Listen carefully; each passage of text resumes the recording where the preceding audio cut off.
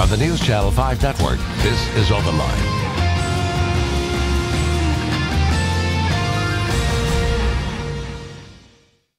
Hello everyone, welcome to OpenLine. Great show tonight. We are looking at the job market here in Nashville.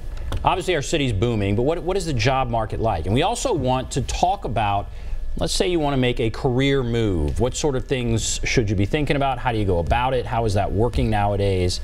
So we can answer all of these questions. Happy to have with us Matt Lowney, a career advisor. Thank you for being here. Thank you for having me. Once again, thank you. All right, so what are we seeing right now in Nashville? Boom city.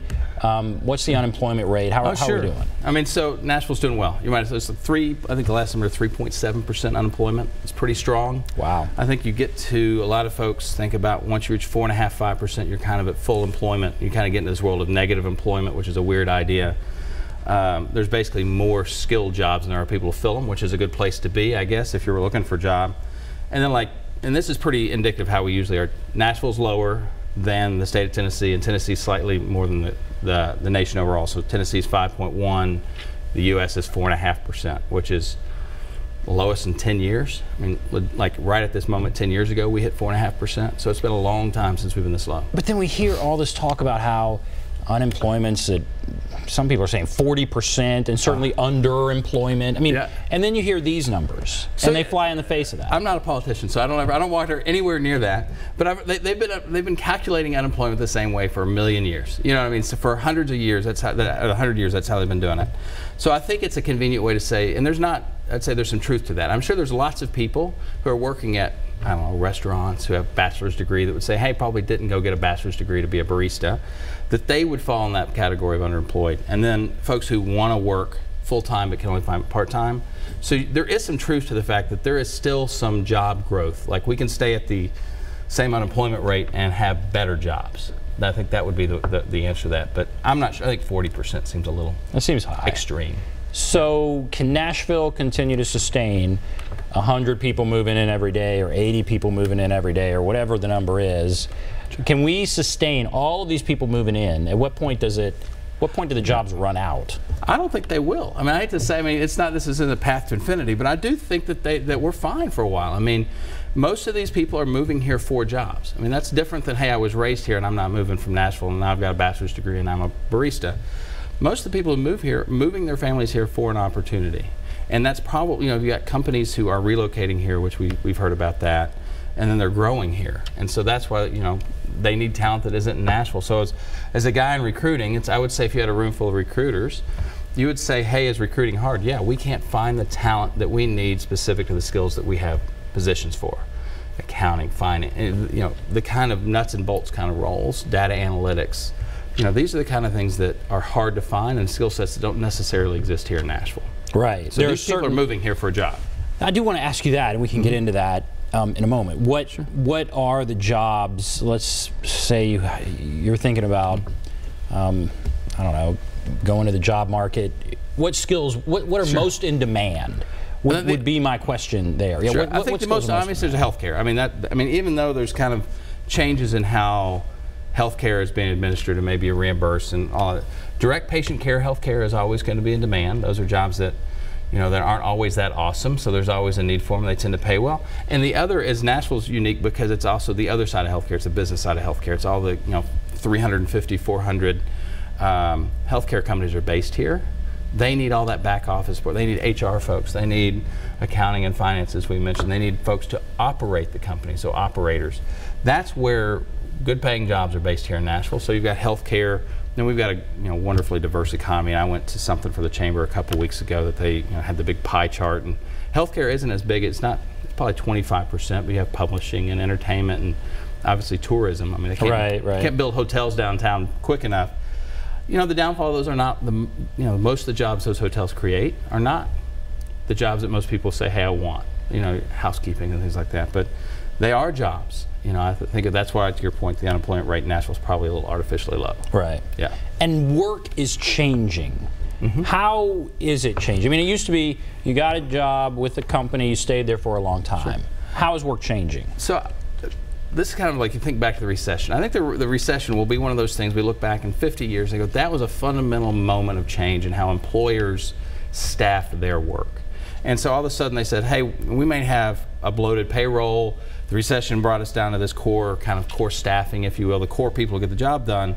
And they said, wait, that's a pretty good place to be. So if we get a new order, how do we have more flexibility in our ability to deliver customer work? And so you're going to start seeing, and you've already seen, a move to kind of flex staff. And this would be the folks that where staffing agencies kick in, where contractors, independent contractors start creating opportunities. And that's where I know lots of people that they are just permanent contractors. And they've gotten square with that. I think IT early on did that kind of shift. You have IT workers who have just great skill sets. They don't want to get settled into a company. They'd rather go work 6 months here and 2 years there and do well. And they know that they're confident in their skill set and their networks, don't have to worry about it. So you're going to see that happen more and more and more in terms of employment being more of a flexible thing. So people aren't going to stay with the same company for a long time, and companies, that's not what they're looking for. But people will move around more. Right, and I think that's where, so that you're exactly right. It cuts both ways. Yeah. I mean, you'll hear employers complain like, oh, people aren't loyal. Right. Inversely, most of your employers aren't loyal to them. They're only, loyal to the next quarter. And so we've all, I think, kind of casually gotten to this point where we all kind of come to terms with that. Say, hey, I'm not too worried about people's flexibility. I'm not, whether they job hop or not, because employers are as much a driver of that as somebody, laying you off as you are going and get a new job. And can this new model sustain, I guess, the growth again that we're seeing in Nashville? When you see all of the apartments that are being built and the amount they're charging, I'm astounded by that. Is this, can you make enough money in this new world? So I think the answer is yes, actually, because I think you can do 2 concurrent contracts or work. What I'm curious about is healthcare. Okay, I understand being able to make enough money as an independent contractor, and there's enough contract opportunities and side gigs and all that to cobble enough a decent living. What I'm curious about is what are these folks doing around healthcare, and I don't know the answer to that because you can make the money, but you still have to, individual healthcare is as much as your mortgage if you have to do it that way. So that's the head scratcher to me. It's not housing, it's not jobs. It's how do they provide health care for themselves? That's just ridiculously expensive. Health insurance and that kind of thing. Okay, so all right, as we go on tonight, if you're thinking about switching careers, whatever advice you may have there, we encourage people to call in. There's the number 615-737+, 615-737-7587. We'll go ahead and take a couple of calls. Let's go to Tim. Hello, Tim. Yes. Go right ahead. Well, I work in IT. And I have 60 to 80 hours a week. Okay. Okay. And isn't there some kind of rule that says you're salaried, but 60 to 80 hours might be excessive? And I'm not an HR professional all in all, but no, there's really not. There's certain exemptions for being salaried, if you will. And they make an exemption for IT workers, and they make an exemption for highly paid, highly compensated. Really, the only kind of liability you have is if, but the fact that you work 80 hours, it puts you under minimum wage. My guess is it doesn't. So in most cases, if they put you on salary, most companies, it's not the company's choice, by the way, to put you whether on salary by hourly. That's dictated by the federal government. There are only certain jobs that are allowed to pay you and not pay you overtime. And I know IT professionals are one of the exemptions. So again, the only thing I think you got retribution for is if it puts you under under minimum wage by working all those hours. And my guess is it doesn't. I would be apt to also say if you're tired of working 60 or 80 hours, maybe it's time to go look for something else. You know, that would be the other side of it.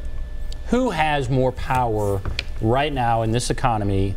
And let's say in Nashville, do the employers have more power or the employees? I would say for the first time it's probably at equilibrium. I mean, I think it's always going to be in the part of the person writing the check, isn't it? I mean, unless you are in this rare skill set where you can call the shots, because the employer works within a budget. They can't pay a reporter $350,000 a year. They might, I don't know. At some point you run into the ability to afford it somebody. And so at some point they go, hey, if the A player is 100,000 but our budget is 80, we're going to go to the B player because we just can't not. Right. So I think we're as close to equilibrium as you can. Like you're seeing particularly skilled workers have balance of 3 and 4 offer letters, but the market sets your rate largely. So you're not going to have one job that pay same job is going to pay you 200 and over here pay you 50. I mean, it's going to be a lot. It's probably much more narrow than that. And then when it's narrow like that, you've got to think about total compensation. How much of a jerk is the guy I'm going to work for? Things like that, that you go, hey, is it worth $3 more an hour to work for somebody that's a tyrant? To me, it's not. You know, so I think that's where people get multiple offers. It's not like they're going to leverage somebody up by 50 grand, you know. And how much does that calculate into training now that you're seeing, I guess, with employers? I heard someone say the other day, you don't leave a job, you leave a manager. I mean, are they aware of some of these things, and are they trying to make that? Lord. Oh, yeah. There's a whole subset of consultants out there to consult just to organizations around retention of employees. Because think of the employer side, it's something you can calculate in which way. It could be 6 to 12 months of their salary as a turnover cost between the impact to training the new person, paying a recruiter to fill it, even if it's your internal recruiting team, to just kind of productivity and all this. So they kind of 6 to 12 months of salary. So yeah, there is absolutely a huge consulting business around how do you help your people retain, your company retain their people. And you think they're doing better at that? No. I mean, the reality is it's not. The moment they do really well, you know, they do it pretty well, you can look at retention numbers and it's almost completely in unison with the economy. So lo and behold, guess what? Your retention's really high when there's nobody else is hiring. So we're doing a great job. And then lo and behold, when the economy's good and everybody's looking for another job, it's, oh, you know, why can't we retain anybody? That's it's probably not as, you probably don't have as much say as you think you do. Right. All right, let's go to Brian. Hello, Brian. Hey, I worked for the same company for the last 7 years. It's, you know, the history paper here in Nashville. I'm sure you know who it is. And before that, I was with the Nickel before, the 50 Nickel player when I was business. I was with them 5 years. And then before that, I worked with the Daily News Journal when I first moved to Tennessee in Murfreesboro, 2002, for a couple of years until Gannett bought them. And then that was no fault of my own. They gave me a big payoff. I helped start the 50 Nickel. But anyway, so besides that, before that, I was a Chicago Tribune for 12 years. So on my resume, it's one page. I noticed when I've talked to different people, and I don't interview a lot, and a lot of the people that, you know, I guess are most sought after, or the people that can get jobs are really the people that are the ones that aren't looking for jobs, which is kind of an ironic type of thing. Yeah. I'm never looking around, but I'm always being offered something this and that, and I say, well, you know, I work out of my house, I live out in the country, I just turned 50, I'm looking to retire, but I'm 55, I come into the city once a week, fight traffic and stuff, but, you know, I used to live there by the airport, so I was down there, I was in the city all the time. I just drive down Murfreesboro Road, but, so, you know, I don't know where I am at that, but I was just thinking, you know, is there any way that if you do end up working, you know, your own self out of your house, what are some of the challenges? I know you have to stay motivated, you know, it's like a regular work schedule, but is there any other tips? All right, yeah, there's a lot to go through there. But yeah, go ahead. So the work from home thing, I'll kind of talk about that. I mean, he's spot on. It's much better. Listen, you're in a much better mental health place when somebody calls you and say, hey, do you want a job? And you say, no, I'm good, or here's my terms, and they're ridiculous terms. And so you go, well, you know, I pretty much made that decision. You know, I think the work from home thing, though, is interesting, and more by the nature of this kind of flex staffing. Keep in mind, if you're running a business, if you don't have to rent the 3rd floor of the building, you're saving money. So having you work from home and covering your own utilities is pretty nice. So more and more employers you'll see, and I'm not saying that's wholesale. You can't be a nurse and work from home. Like, hey, you know, somebody's got to go touch the patient. But you know, for a guy like that, I think he's spot on. But you're right, it's about working from home. It's a different world, and I've done that transition from working from home to an office. And for me, it was, I think, a couple things. One is there had to be an end of the day. The door shuts, it is the office, it closes. 2 is when the kid's there, you also have to say when the door's closed, don't come in. That's been my big problem. But during the day, you're way more productive. I mean, just by the nature of saying, hey, I don't have somebody that's going to knock on my door. Everything gets scheduled. And I like that discipline a lot. You just get more done, and you don't waste your time. I was doing an 1.5-hour commute, round trip every day. I get that back. You know, you think about saving things like don't take your clothes to dry cleaner as much anymore. So gas, oil, you know, I haven't put 5,000 miles in my car in the last year, you know. So there are really some positives to it, but people also think it's sitting around doing nothing. The problem is if you work in an environment where some people work at home and some people work in the corporate entity, you miss out on a lot. Just, you know, just tangential, like, hey, we're about to have a team meeting, or we got to call been. And two, everybody who works from the office thinks you're lazy and you're just doing nothing. So you got to really prove that you're working hard, because otherwise they assume that you're just doing nothing. And so then I think that's pressure to that. We have to take a break because we've gone a little long here. We also asked a question about his resume. You know, it seems like people with short resume, long resume, what's better? Oh, yeah. But I am interested in that. We've heard employers are moving more toward these kind of alternative ways of work. And is that something we're going to continue to see? I mean, I think you're right. When you talk about they're saving money on utilities and that kind of, it can be a win-win. All right, why don't we take a break? We'll take a break. If you want to call, there's the number 615-737-PLUS, 615-737-7587. Take a break. Be back right after this.